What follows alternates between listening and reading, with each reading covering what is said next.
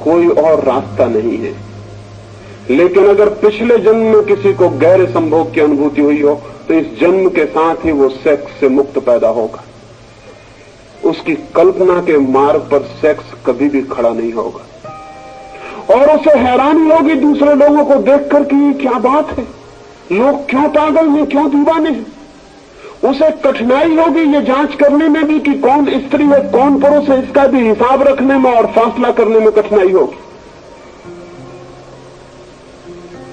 लेकिन कोई अगर सोचता हो कि बिना गहरे अनुभव के कोई बाल ब्रह्मचारी हो सकता है तो बाल ब्रह्मचारी नहीं होगा, सिर्फ पागल हो जाएगा। जो लोग जबरदस्ती ब्रह्मचर्य थोपने की कोशिश करते हैं वो सिर्फ विक्षिप्त होते हैं और कहीं भी नहीं पहुंचते। ब्रह्मचर्य थोपा नहीं जाता, वो अनुभव की निष्पत्ति है, वो किसी गहरे अनुभव का फल है और वो अनुभव संभोग का ही अनुभव है। अगर वो अनुभव एक बार भी हो जाए तो अनंत जीवन की यात्रा के लिए सेक्स से मुक्ति हो जाती है। तो दो बातें मैंने कही उस गहराई के लिए। श्वास शिथिल हो, इतनी शिथिल हो कि जैसे चलते ही नहीं,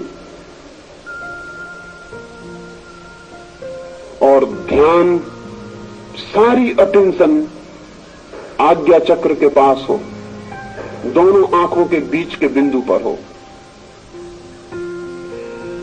जितना ध्यान मस्तिष्क के पास होगा उतने ही संभोग की गहराई अपने आप बढ़ जाएगी और जितनी श्वास शिथिल होगी उतनी लंबाई बढ़ जाएगी। और आपको पहली दफा अनुभव होगा कि संभोग का आकर्षण नहीं है मनुष्य के मन में, मनुष्य के मन में समाधि का आकर्षण है।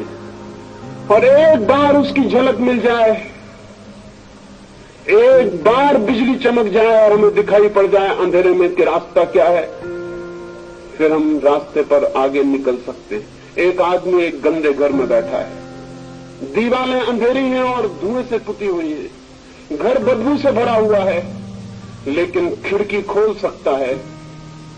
उस गंदे घर की खिड़की में खड़े होकर भी वो देख सकता है दूर आकाश को, तारों को, सूरज को, उड़ते हुए पक्षियों को।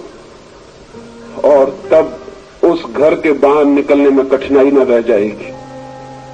जिसे एक बार दिखाई पड़ गया कि बाहर निर्मल आकाश, सूरज, चांद है, तारे हैं, उड़ते हुए पक्षी हैं, हवाओं में झूमते हुए वृक्ष और फूलों की सुगंध है, मुक्ति है बाहर, वो फिर अंधेरी और धुएं से भरी हुई और सीलन और बदबू से भरी हुई कोठरियों में बैठने को राजी नहीं होगा, वो बाहर निकल जाएगा। जिस दिन आदमी को संभोग के भीतर समाधि का पहली थोड़ी सी भी अनुभूति होती है, उसी दिन सेक्स का गंदा मकान, सेक्स की दीवारें अंधेरे से भरी हुई व्यर्थ हो जाती हैं और आदमी बाहर निकल आता है। लेकिन ये जानना जरूरी है कि साधारणतः हम उस मकान के भीतर पैदा होते हैं जिसकी दीवारें बंद हैं, जो अंधेरे से पुती हैं, जहां बदबू है, जहां दुर्गंध है। और इस मकान के भीतर ही पहली दफा मकान के बाहर का अनुभव करना जरूरी है, तभी हम बाहर जा सकते हैं और इस मकान को छोड़ सकते हैं।